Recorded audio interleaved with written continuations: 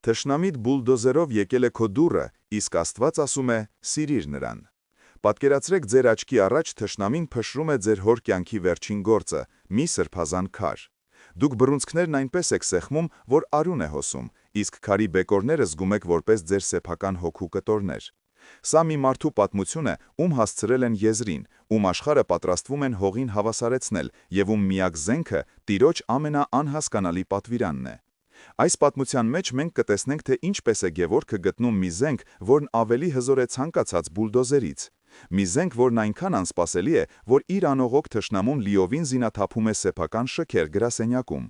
Բայց ամենակարևորը, մենք ականատես կլինենք այն անհավանական պահին, երբ քրիստոնեական նրբության մի քայլը դառնում է բանալի, որը փոխում է ոչ միայն թշնամու սիրտը, այլև մի ամբողջ համայնքի ճակատագիրը։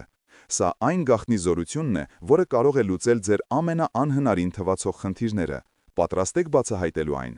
Բաժանորդագրվեք հիմա և մեկնաբանություններում գրեք ձեր քաղաքը, տեսնենք քանի հոգի ենք։ Առավոտյան սառը օդը կտրում էր դեմքը, բայց Գևորգը չէր զգում։ Նրա ողջ ուշադրությունը կենտրոնացած էր տուֆի կարմիր քարի վրա, որի վրա նրա հատիչը նուրբ զարդանախշեր էր հյուսում։ 60 տարեկան վարպետի ձեռքերը կոշտացել էին տասնամյակների աշխատանքից, բայց նրա շարժումները պահպանել էին երիտասարդական ճշտգրտությունը։ Երևանի հին թաղամասերից մեկում գտնվող այս արհեստանոցը պարզապես աշխատատեղ չէր, դա մի սրբավայր էր, որտեղ իր պապի, ապա հոր աղոթքներն ու քրտինքը ներսծվել էին հողի ու քարի մեջ։ Յուրաքանչյուր խաչքար, որ կանգնած էր բակում, մի աղոթք էր, մի պատմություն, մի կյանք։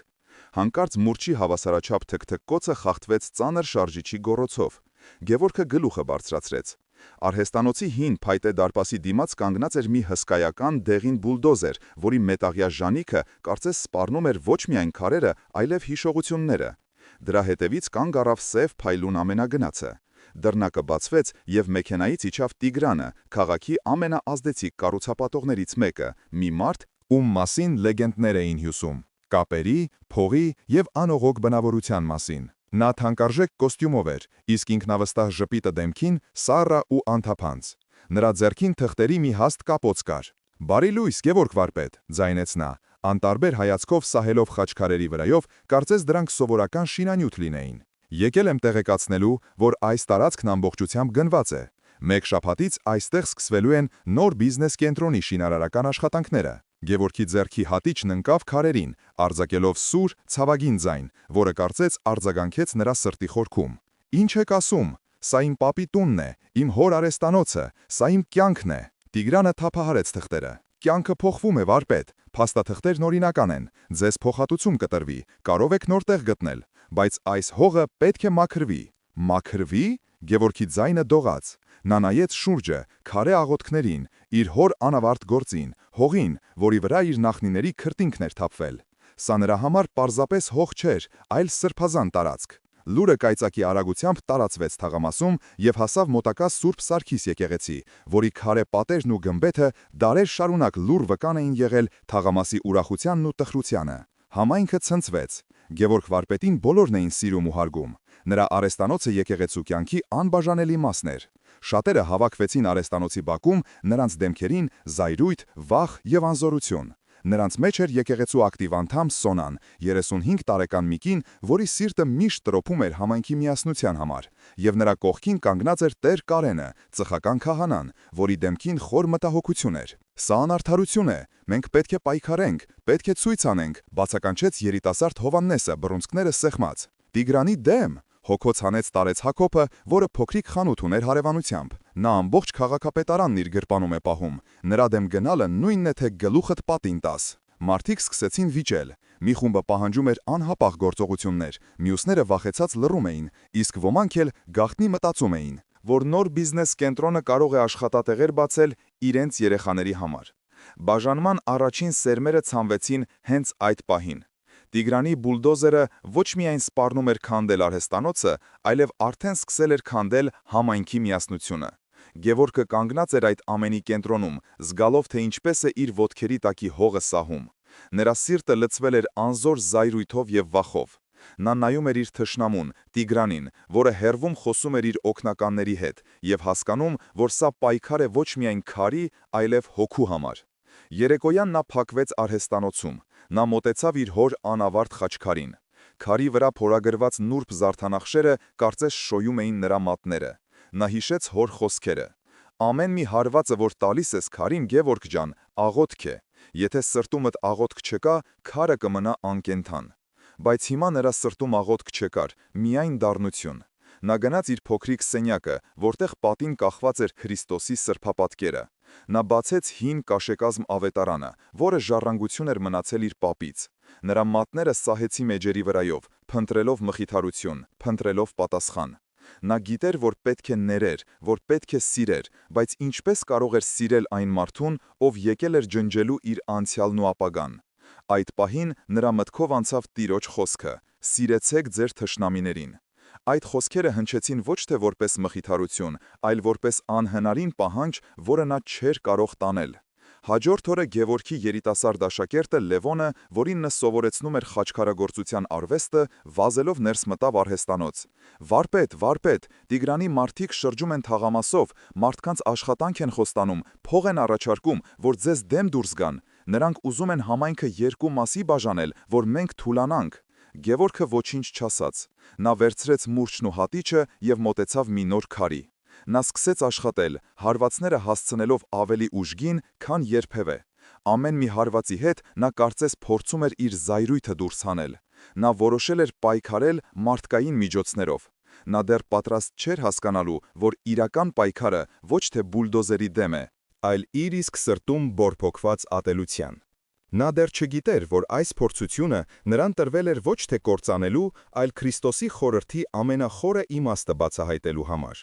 Պայքարը նոր էր սկսվում։ Կիրակի օրը Սուրբ Սարգիս եկեղեցու սրահը լեփ-լեցուն էր, օդում կախված էր թանձր լարված սպասում։ Պատարագից հետո Տեր Կարենը բարձրացավ ամբիոն, ձեռքին բացված ավետարանը։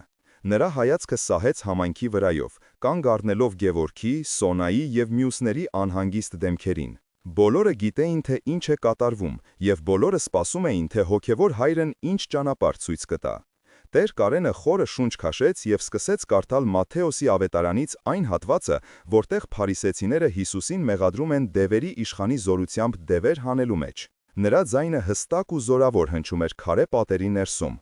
Եթե սատանան սատանային հանում է, նա բաժանված է ինքն իր դեմ, այդ դեպքում ինչպես կկանգնի նրա թագավորությունը։ Եվ ամեն թագավորություն, որը բաժանված է ինքն իր մեջ, ամայանում է, և ամեն քաղաք կամ տուն, որը բաժանված է ինքն իր մեջ, չի կանգնի։ Նա մի պահ լռեց, թույլ տալով, որ Տիրոջ խոսքերը ներծծվեն մարդկանց սրտերի մեջ, ապա շարունակեց. «Սիրելիներ, Տերը մեզ զգուշացնում է բաժանման կործանարար ուժի մասին։ Նա խոսում է չարի թագավորության մասին, բայց այս աստվածային օրենքը գործում է նաև Աստծո ժողովրդի համար։ Երբ մենք, որպես մեկ համայնք, որպես Քրիստոսի մարմին, սկսում ենք բաժանվել, մենք թուլանում ենք։ Մեր պատերը քանդվում են ներսից, և մեր թշնամին, լինի դա չարը, թե մարդկային անարդարությունը, ավելի հեշտ է մեզ հաղթում»։ Տեր Կարենի հայացքը սահեց մարդկանց վրայով։ Նա տեսնում էր վախեցած դեմքեր, զայրացած հայացքներ, անտարբեր սրտեր։ Նա գիտեր, որ Տիգրանի սպառնալիքը ոչ միայն Գևորգի արհեստանոցի,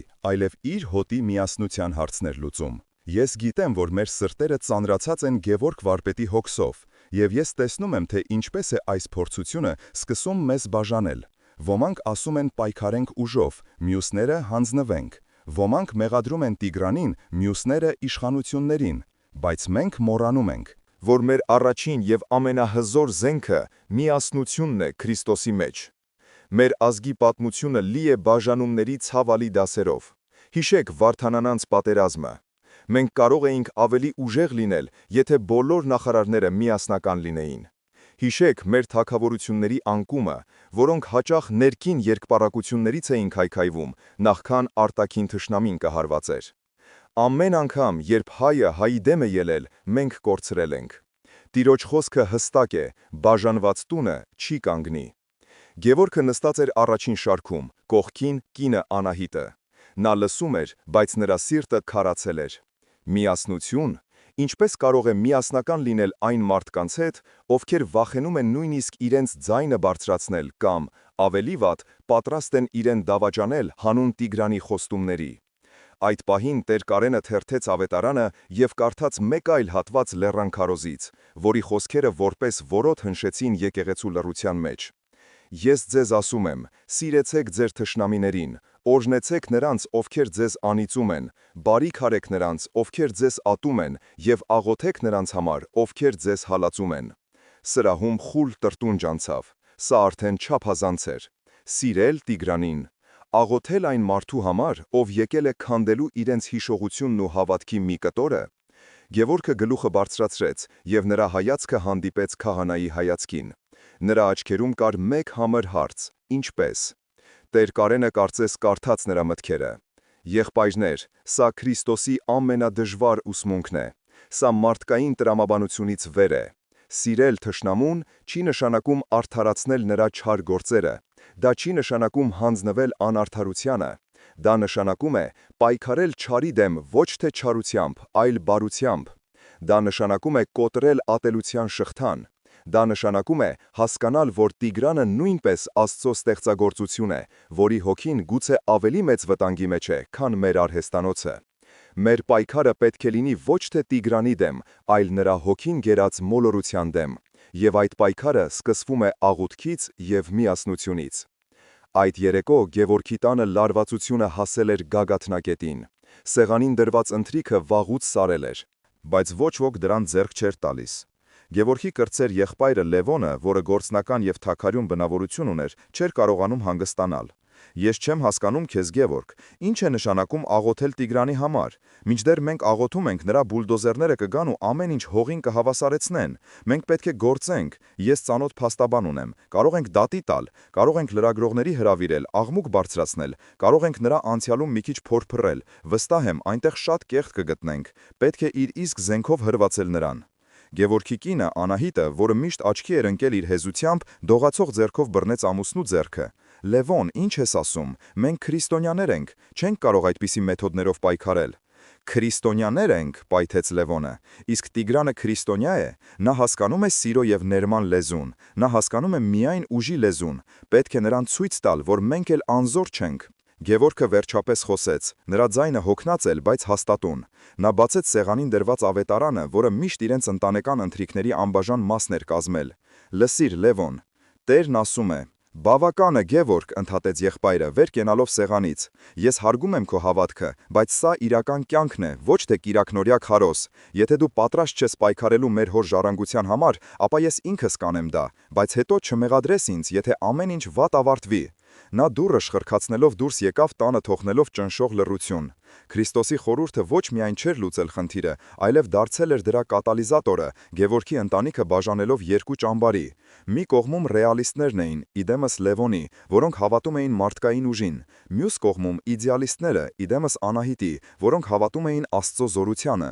Իսկ Գևորգը մնացել էր մեջտեղում, երկու աշխարհների սահմանին, իր սրտում զգալով այն նույն բաժանումը, որը սպառնում էր կործանել իր համայնքը, իր ընտանիքը եւ իր հոգին։ Նա նայեց ավետարանի բաց էջին եւ հասկացավ, որ այս խոսքերը հասկանալու համար նրան ավելին է պետք, քան պարզապես հավատքը, նրան պետք էր իմաստություն։ Լևոնի հեռանալուց հետո տանը տիրող լռությունը կարծես ավելի ծանր էր, քան ցանկացած վեճ։ Գևորգը նստած էր սեղանի շուրջ, հայացքը գամած ավետարանի բաց էջին, բայց տառերը լողում էին նրա աչքերի առաջ։ Նա որոշեց գործել, ոչ թե եղբոր առաջարկած ճանապարհով, այլ այնպես, ինչպես հասկանում էր Տեր Կարենի քարոզը։ Նա պետք է բարիք աներ իրեն ատողին։ Հաջորդ 2 օրը նա փակվեց արհեստանոցում։ Նա վերցրեց ամենանուրբ, ամենամաքուր տուֆի մի փոքրիկ կտոր եւ իր ողջ վարպետությունը ներդրեց դրա մեջ։ Նա չքանդակեց բարդ զարդանախշեր կամ խորհրդանշական պատկերներ։ Փոխարենը նա քարի կենտրոնում փորագրեց մի պարզ, բայց անթերի խաչ, որի յուրաքանչյուր գիծը կարծես շնչում էր աղոթքով։ Այդ աշխատանքը նրա համար մաքրագործում էր, մի փորձ իր սրտի զայրույթը վերածելու ստեղծագործության։ Երբ ավարտեց, նա զգուշորեն փաթաթեց փոքրիկ խաչքարը մաքուր կտորի մեջ եւ հաղթահարելով իր մեջ բարձրացող հպարտությունն ու վախը, ուղևորվեց դեպի քաղաքի կենտրոն Տիգրանի գրասենյակ։ Տիգրանի ապակեպատ շքեղ գրասենյակը գտնվում էր բարձրահարկ շենքի վերջին հարկում, որտեղից ամբողջ քաղաքը երևում էր որպես խաղալիք։ Գևորգը իր հասարակ աշխատանքային հագուստով անհարմար էր զգում փայլուն միջանցքներում։ Երբ քարտուղարուհին տեսավ նրան, փորձեց կանգնեցնել, բայց Գևորգի հայացքի մեջ այնպիսի մի հանգիստ վճռականություն կար, որ կինը շփոթված ճանապարհ տվեց։ Նա մտավ Տիգրանի ընդարձակ աշխատասենյակ։ Կառուցապատողը նստած էր իր հսկայական սեղանի հետևում, հեռախոսով ինչ-որ մեկի վրա գոռալով։ Տեսնելով Գևորգին, նա կտրուկ լռեց, խոժոռվեց եւ անփութորեն ցույց տվեց բազկաթոռը։ Գևորգը չնստեց, նա լուռ մոտեցավ եւ զգուշորեն դրեց կտորով փաթաթված խաչքարը սեղանի փայլուն մակերեսին։ Տիգրանը տարակուսած մայեց նվերին, հետո Գևորգին։ «Սա ի՞նչ է»։ «Սա ձեզ համար է», մեղմորեն պատասխանեց Գևորգը, ձայնը հազիվ զսպելով դողից։ «Թող Աստված օրհնի ձեր աշխատանքը եւ խաղաղություն բերի ձեր սրտին»։ Տիգրանի դեմքին հեգնական ժպիտ հայտնվեց։ Նա դանդաղ բացեց կտորը, վերցրեց փոքրիկ խաչքարը, մի պահ զննեց այն, կարծես գնահատելով աշխատանքի որակը, իսկ հետո, Գևորգի աչքերի մեջ ուղիղ նայելով, սառնասրտորեն նետեց այն սեղանի տակ դրված աղբամանի մեջ։ Քարի, մետաղին դիպչելու չոր ձայնը որպես ապտակ հնչեց լռության մեջ։ «Ինձ քո քարերը պետք չեն», սառը ասաց Տիգրանը։ «Ինձ քո հողն է պետք։ Դուք ունեք 3 հոր։ Դրանից հետո ես պատասխանատու չեմ լինի հետևանքների համար»։ Գևորգը կանգնած էր քարացած։ Նա զգում էր, թե ինչպես են բոլորի հայացքները, ներառյալ քարտուղարուհու, սևեռված իր վրա։ Նվաստացումը այրում էր նրա այտերը։ Նա ոչինչ չասաց, պարզապես շրջվեց եւ դանդաղ քայլերով դուրս եկավ գրասենյակից, իր հետ տանելով իր ջախջախված հույսերն ու սրտում բարձրացող ցասման նոր ալիքը։ Գևորգը թափառում էր քաղաքի փողոցներով, չիմանալով ուր գնալ։ Նրա միամիտ փորձը կիրառելու Քրիստոսի խորհուրդը ոչ միայն ձախողվել էր, այլև իրավիճակն ավելի էր սրել։ Նա իրեն զգում էր հիմար եւ անզոր։ Նա մտածում էր եղբոր Լևոնի մասին։ Գուցե նա էր ճիշտ։ Գուցե այս աշխարհում չարի դեմ պետք է պայքարել չարի մեթոդներով։ Նրա քայլերն իրեն աննկատ բերեցին Սուրբ Սարգիս եկեղեցու բակ։ Նա նստեց քարե նստարանին, գլուխը կախ։ Այդ պահին նրա կողքին նստեց Մարիամ տատը, համայնքի ամենատարեց եւ իմաստուն կանանցից մեկը, ով 80-ն անց էր, բայց որի միտքը սուր էր, իսկ հավատքը անսասան։ «Տեսնում եմ, սիրտդ ծանր է տղաս», փափուկ ձայնով ասաց նա, նայելով ոչ թե Գևորգին, այլ եկեղեցու գմբեթին։ Գևորգը չդիմանալով պատմեց ամեն ինչ իր փորձի եւ ստացած նվաստացուցիչ պատասխանի մասին։ «Ես փորձեցի անել այն, ինչ ավետարանն է ասում, բայց դա ոչինչ չտվեց», դառնությամբ ավարտեց նա։ Մարիամ տատը երկար լռեց, հետո խոսեց, ձայնը հանգիստ էր, բայց խոսքերը կշռադատված։ «Գևորգ ջան, դու փորձեցիր Աստծո զենքն օգտագործել, բայց դեռ չես հասկանում, թե ինչպես է այն գործում։ Դու մտածում ես, որ բարիք անելը նման է խանութում առևտուր անելուն։ Դու տալիս ես բարիքուն եւ անմիջապես սպասում ես ստանալ փոխարենը բարիքուն։ Բայց Տիրոջ ճանապարհները այդպիսին չեն։ Սիրիր թշնամուդ պատվիրանը ոչ թե մարտավարություն է թշնամուն հաղթելու համար, այլ վիճակ է, որի մեջ դու պետք է ապրես։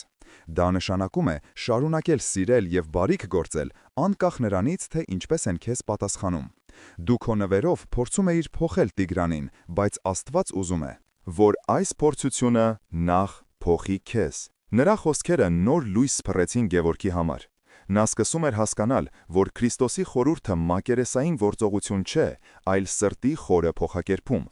Նա սխալ էր մոտեցել խնդրին, փնտրելով արագ արդյունք։ Իրական պայքարը դեռ առջևում էր, եւ դա լինելու էր ոչ թե Տիգրանի, այլ իր իսկ հպարտության եւ անհամբերության դեմ։ Նա նայեց Մարիամ տատի կնճռոտ, բայց խաղաղ դեմքին եւ հասկացավ, որ իր հոգեվոր ճանապարհորդությունը դեպի Տիրոջ իմաստության խորքերը նոր է սկսվում։ Գևորգի նվաստացումը Տիգրանի գրասենյակում միայն սկիզբն էր։ Կառուցապատողը, զգալով, որ Գևորգը չի պատրաստվում հեշտությամբ հանձնվել, որոշեց փոխել մարտավարությունը եւ հարվածել ամենացավոտ տեղին՝ ընտանիքի պատվին ու բարի համբավին։ Մի քանի օր անց տեղական ոչ այնքան հայտնի, բայց շատ ընթերցվող թերթերից մեկում հայտնվեց մի ընդարձակ հոդված՝ «Ժառանգության քողի տակ թաքնված խարդախությունը» վերնագրով։ Հոդվածում առանց անուններ տալու, բայց շատ թափանցիկ ակնարկներով պատվում էր մի խաչքարագործի մասին, ով ապօրինի կերպով տիրացել է պետական հողին եւ այժմ խոչընդոտում է քաղաքի զարգացմանն ու բարեկարգմանը, շահարկելով իր նախնիների հիշատակը։ Հոդվածագիրը նաև կասկածի տակ էր դնում Գևորգի վարպետությունը, ակնարկելով, որ նրա աշխատանքները պատմական արժեք չունեն եւ որ նա պարզապես հմուտ շանտաժիստ է, ով փորձում է ավելի շատ գումար կորզել բարեխիղճ ներդրողից։ Տիգրանի տեղեկատվական պատերազմը սկսված էր, և դրա թույնը շատ արագ սկսեց տարածվել համայնքի երակներով։ Ճնշումը վերացական լինելուց դարձավ ֆիզիկապես շոշափելի։ Հաջորդ շաբաթ օրը, երբ Գևորգի մայրը տիկին Վարդուհին գնաց թաղամասի շուկա, ինչպես անում էր ամեն շաբաթ տասնյակ տարիներ շարունակ, նա բախվեց սառցեպատի։ Կանաչեղեն վաճառող Աշոտը, ով միշտ նրա համար ամենաթարմ բանջարեղենն էր առանձնացնում, հանկարծ չնկատեց նրան, սպասարկելով մյուս հաճախորդներին։ Հացթուղ Կարինեն, ում հետ նրանք մանկության ընկերուհիներ էին, կտրուկ պատասխանեց, թե հացը արդեն վերջացել է, թեև վաճառասեղանը լիքն էր թարմ թխված լավաշով։ Տիկին Վարդուհին կանգնած էր շուկայի կենտրոնում, դատարկ զամբյուղը ձեռքին, Իսկ շուրջը երեկվա ընկերներն ու հարևանները մեջք էին դարձնում նրան, խուսափում էին նրա հայացքից, շշուկներով քննարկում թերթի հոդվածը։ Հասարակական ամոթը ծանր քարի պես նստել էր նրա սրտին։ Նա վերադարձավ տուն առանց գնումների, բայց աչքերում այնպիսի ցավ կար, որը Գևորգը երբեք չէր տեսել։ Այդ պահին նա հասկացավ, որ Տիգրանի հարվածը հասել է իր նպատակակետին, այն ներսից էր քայքայում իր ընտանիքի ոգին։ Այդ երեկո տանը կրկին փոթորիկ էր։ Այս անգամ Լևոնը մենատ չէր։ Նրա կողքին էր նաև նրանց հորեղբայրը, Միհրանը, մի պրագմատիկ և կյանքի փորձով անցած մարդ, ով միշտ առաջնորդվել էր բանականությամբ։ Գևորգ, ես հասկանում եմ քո սկզբունքները, բայց սա արդեն անցնում է բոլոր սահմանները, խիստ ձայնով սկսեց հորեղբայրը։ Խոսքն այլևս քո արհեստանոցի մասին չէ, խոսքը մեր ընտանիքի պատվի մասին է, մարդիկ մեզնից երես են թեքում, քո մայրը այսօր լացակումած է տուն եկել։ Ինչ է նշանակում սիրել թշնամում, երբ նա քո մորն է հրապարակաբար նվաստացնում։ Ավետարանը մեզ խոնարհություն է սովորեցնում, ոչ թե ինքնանվաստացում։ Պետք է լինել իմաստուն, ինչպես օձը, և միամիտ, ինչպես աղավնին, դու միայն աղավնու մասն ես իշում։ Բայց ինչ եք առաջարկում, որ անեմ, հուսահատ հարցրեց Գևորգը, գնամ և ես էլ կեղտ շպրտեմ նրա վրա։ Ոչ, միջամտեց Լևոնը, բայց կարող ենք պաշտպանվել, կարող ենք հերքում տպագրել, կարող ենք դատի տալ զրպարտության համար, պետք է ցույց տալ, որ մենք էլ ատամներ ունենք։ Գևորգը գտնվում էր հոգևոր փակուղում, նա ուզում էր հետևել Քրիստոսի խորհրդին, բայց դրա կիրառումը կարծես միայն ավելի էր խորացնում փոսը։ Նրա հավատքը չէր սասանվել, բայց նա սկսում էր կասկածել իր մեկնաբանության ճշգրտությանը։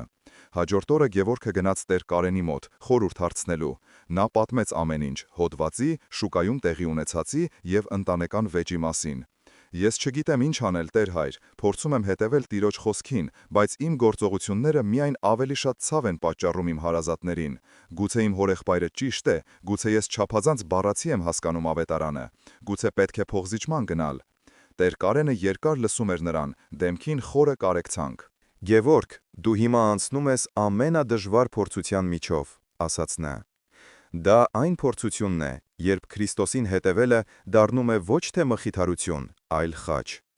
Հասարակական կարծիքը, նույնիսկ մեր մտերիմների կարծիքը, հաճախ կարող է մեզ շեղել ճիշտ ճանապարհից։ Նրանք քեզ կոչ են անում բանականության, բայց Քրիստոսի իմաստությունը հաճախ մարդկային բանականությանը հիմարություն է թվում։ Դու չպետք է փողզիջման գնաս ճշմարտության հետ, բայց դու պետք է խնդրես Աստծուն, որ նա քեզ իմաստություն տա հասկանալու այդ ճշմարտության խորությունը։ Սիրել թշնամուն պատվիրանը մեկ գործողություն չէ, այլ մի ամբողջ ճանապարհ, և դու դեռ այդ ճանապարհի սկզբում ես։ Գևորգը դուրս եկավ եկեղեցուց, սրտում ավելի շատ հարցեր, քան պատասխաններ։ Նա զգում էր, որ Տիրոջ խոսքի իրական իմաստը դեռ թաքնված է իրենից, և դա գտնելու համար նա պետք է պատրաստ լիներ իջնելու իր հուսահատության ամենախորը անդունդը։ Տիգրանի սահմանած վերջնաժամկետին մնացել էր 1 օր։ Գևորգը հասել էր իր տոկունության սահմանին։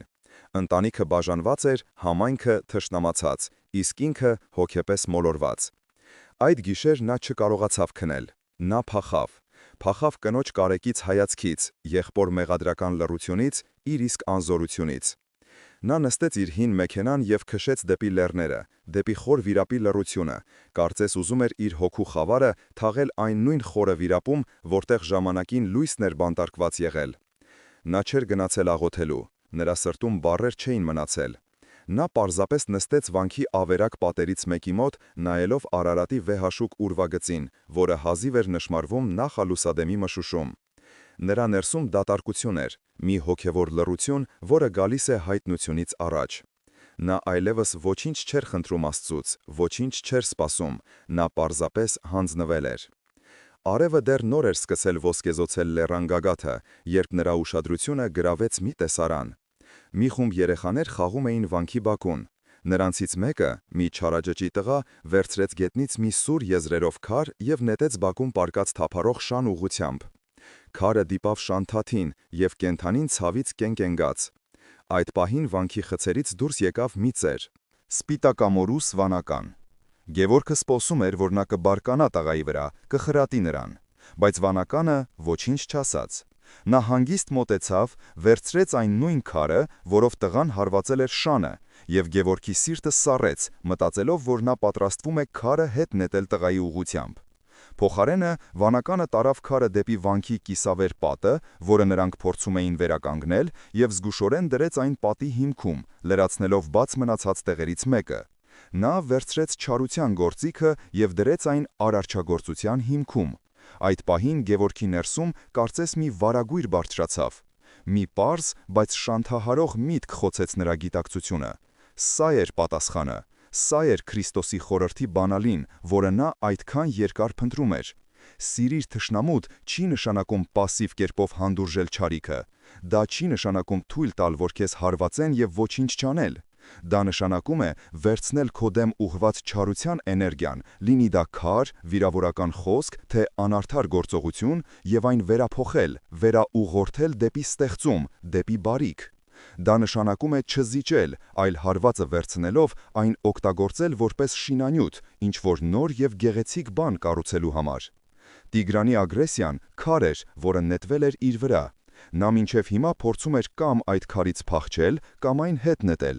բայց Տերը նրան այլ ճանապարհ էր ցույց տալիս՝ վերցնել այդ քարը և դնել իր սեփական տաճարի հիմքում։ Այս գիտակցումը լույսի պես ողողեց նրա ամբողջ էությունը։ Նա ցնցված էր Քրիստոսի իմաստության խովությունից և միևնույն ժամանակ հանջարեղ պարզությունից։ Նա հասկացավ, թե որքան մակերեսային էր մինչ այդ ընկալում տիրոջ խոսքերը։ Նրա նվերը Տիգրանին, նրա պասիվ դիմադրությունը, այս ամենը սխալ էր, որովհետև դրանք բխում էին թուլությունից, ոչ թե ուժից։ Իսկ Քրիստոսի պատվիրանը թուլության մասին չէր, այն հոգևոր ամենամեծ ուժի, ստեղծագործական սիրո մասին էր։ Այս հասկացողությունը միանգամից փշրեց նրա բոլոր նախկին պատկերացումները։ Նա զգաց, որ կարծես մի անգին գանձ է գտել, որը միշտ եղել է իր աչքի առաջ, ավետարանի էջերում, բայց որը նա չէր կարողանում տեսնել իր հպարտության և վախի պատճառով։ Նա նայեց Արարատին, որն արդեն ամբողջովին ողողված էր արևի լույսով, և առաջին անգամ այս երկար տանջալից օրերից հետո նրա դեմքին ժպիտ հայտնվեց։ Նա այլևս չէր վախենում։ Նա գիտեր, թե ինչ պետք է անի։ Նա գտել էր իր զենքը, և դա ոչ թե պաշտպանության վահանն էր, այլ վերափոխման մուրճը։ Գևորգը խորվիրապից վերադարձավ ոչ թե հոգնած ու ջախջախված, այլ մի նոր, անսասան հանգստությամբ, որը շփոթեցնում էր բոլորին։ Նրա աչքերում այլևս չկար հուսահատության ստվերը, փոխարենը մի լույս էր վառվում, որը ծնվել էր ոչ թե մարդկային հույսից, այլ աստվածային իմաստությունից։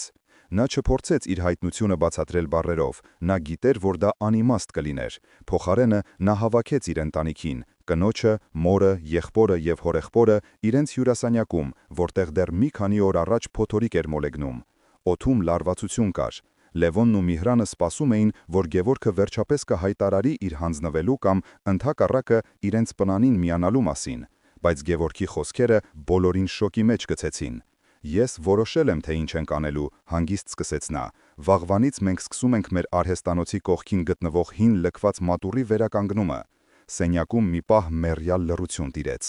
Առաջինը խոսեց Լևոնը, հազիվ զսպելով իր ծիծաղը։ Դու խելագարվել ես, լրջորեն, Տիգրանը պատրաստվում է մեր տունը քանդել, իսկ դու որոշել ես մատուռ վերանորոգել։ Ում փողերով, ում համար։ Մեր փողերով, ինչքան որ ունենք, նույն հանգստությամբ պատասխանեց Գևորգը, և բոլորի համար։ Տիգրանը մեզանից ուզում է վերցնել հողը, դրա վրա իր հարստության խորհրդանիշը կառուցելու համար, իսկ մենք նրա քթի տակ կվերականգնենք Աստծո տունը։ Նրա չարության քարը մենք կդնենք աղոթքի տան հիմքում։ Մենք նրա ավերելու էներգիան կվերածենք արարելու էներգիայի։ Մենք չենք պատրաստվում նրա դեմ պայքարել, մենք պատրաստվում ենք նրա կողքին կառուցել։ Սա խելագարվություն է, սա ինքնասպանություն է, վրդովոցված բացականչեց հորեղբայր Միհրանը։ Սա ոչ թե իմաստություն է, այլ մանկական միամտություն, նա պարզապես կգա ու մեր կառուցածն էլ կքանդի մեր գլխին։ Գևորգը չվիճեց, նա նայեց իր կնոջը Անահիտին։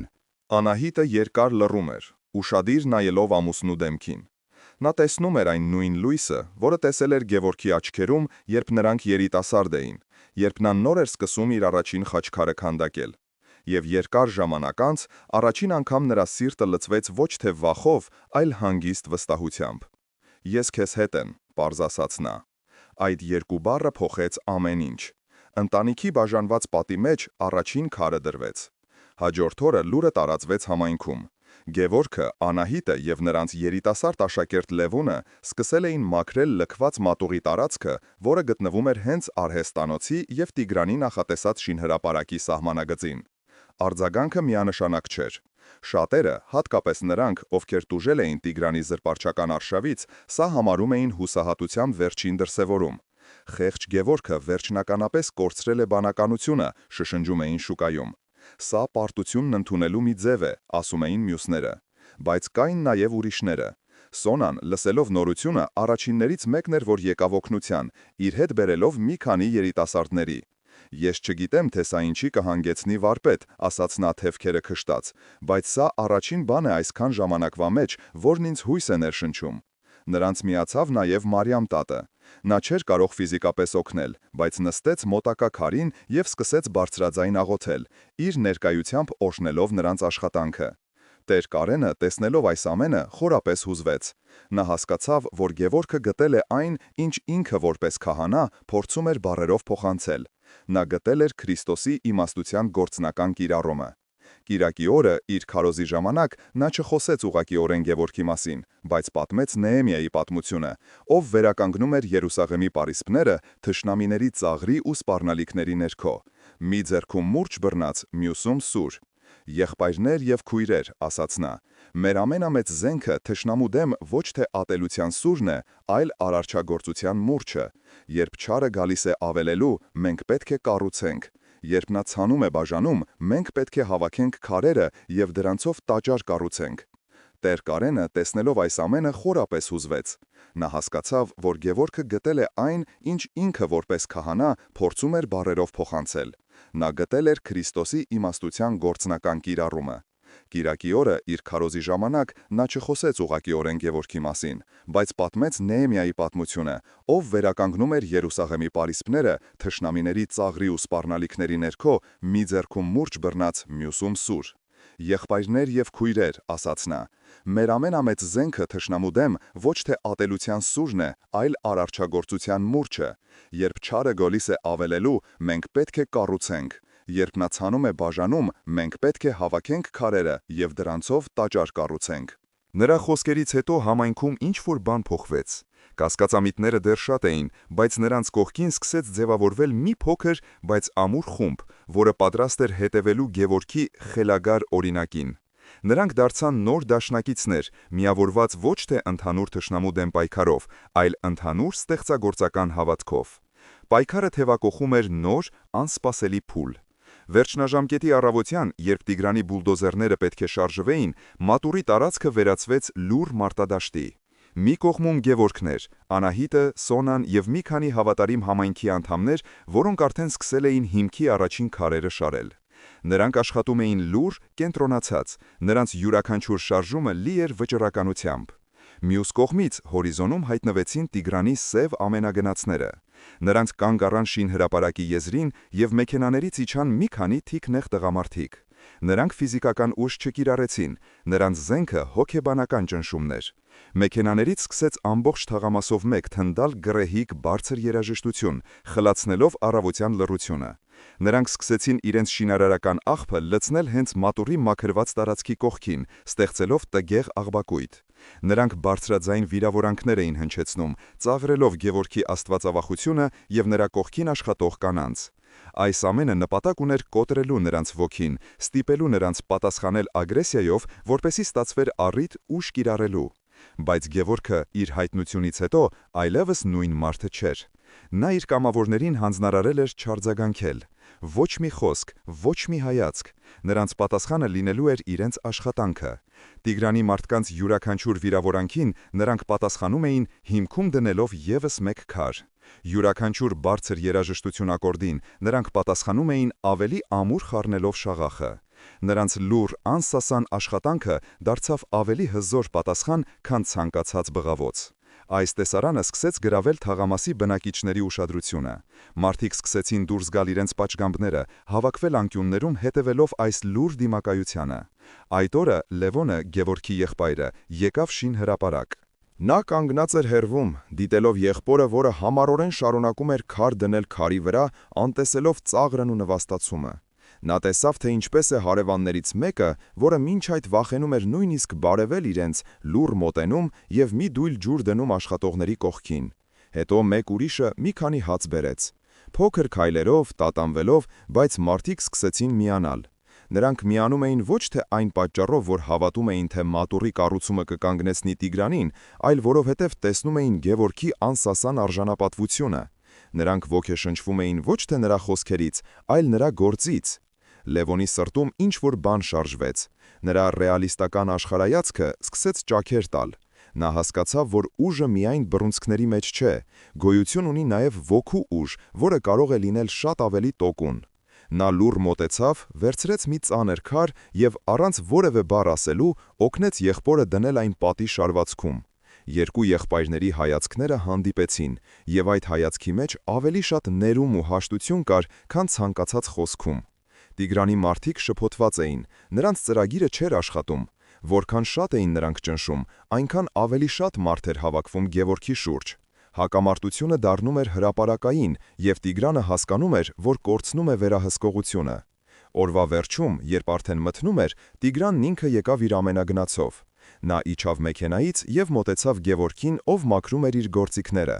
«Դու ինչ ես կարծում, թե անում ես»։ Ձայնի մեջ զսպված զայրույթ կար։ «Դու կարծում ես, որ այս խաղալիք մատուռը կկանգնեցնի ինձ»։ Գևորգը վերջապես նայեց նրան։ Նրա հայացքի մեջ ատելություն կամ վախ չկար, այլ մի տեսակ խորը, հանգիստ տխրություն։ «Այս մատուռը քեզ կանգնեցնելու համար չէ, Տիգրան», հանգիստ պատասխանեց նա։ «Այն քեզ հիշեցնելու համար է։ Հիշեցնելու, որ կան բաներ, որոնք հնարավոր չէ գնել փողով կամ քանդել բուլդոզերով։ Այն կառուցվում է ոչ թե քո դեմ, այլ բոլորիս, այդ թվում քեզ համար»։